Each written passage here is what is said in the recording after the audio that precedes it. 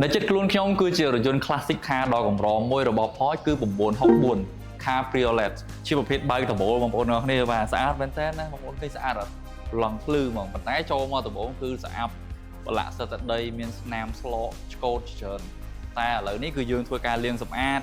ពោលាកម្ចាត់សាកស្នាមបាទ2 3ដំណាក់កាលទើបយើងធ្វើការបិទភ្លាមហើយរថយន្តនេះបិទភ្លាមបងប្អូនជឿអត់បាទរថយន្តវ័យប៉ុណ្ណេះក៏ដោយ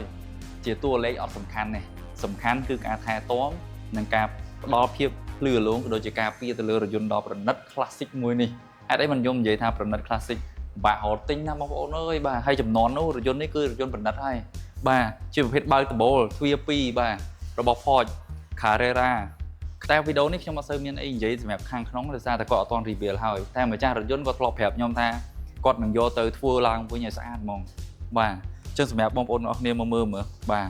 ជំហៀងតាគៀកក្រោយហើយខាងក្រោយកន្លែងម៉ាស៊ីននេះគេដាក់ Carrera ហ្មងហើយបងប្អូនមើល stock គេ classic ហើយរូបរាងគេនិយាយទៅ Porsche ជំនាន់មុនគឺ unique ហ្មងរាងទូចបាទហើយដែកសុទ្ធហ្មងបងប្អូនកាងគឺសាច់ថ្នាំតួថ្នាំគឺដែកហ្មងអញ្ចឹងសម្រាប់ឡាននេះបាទឥឡូវគឺបានបិទព្រាមហើយជាមួយនឹង team ការងារ American Seal បាននៅសាខា North Bridge អញ្ចឹងបងប្អូនទាំងអស់គ្នាសម្រាប់បងប្អូនដែលចង់ថែទាំឡានមិនថាឡានប្រណិតស៊េរីថ្មី classic car vintage ឬក៏រថយន្តធម្មតាអាចអញ្ជើញមក American Seal ទាំង4សាខាបានសូមអរគុណ